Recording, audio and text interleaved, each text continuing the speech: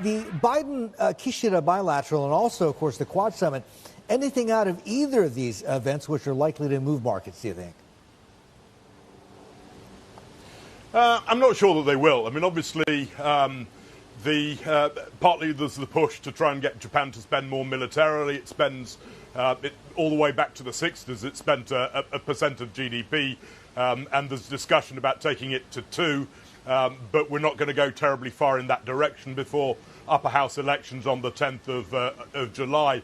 On trade, Japan would dearly like to get the US to move towards Trans-Pacific Partnership, the free trade, and the US was a little bit nervous about being in a free trade zone. So there's a new Indo-Pacific economic framework that's being discussed, but the question is just how much is there behind that, or is it just a form of words? So ahead of the 10th of July elections, it's tough to see that Japan is going to change or to take too many risks.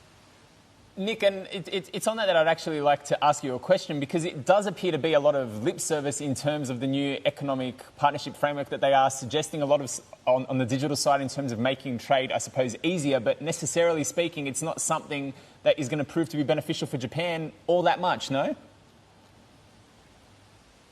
No, I think Japan is really frustrated they've not managed to get the US so far into the Trans-Pacific Partnership, and obviously right at the moment, Japan is brutally competitive with the.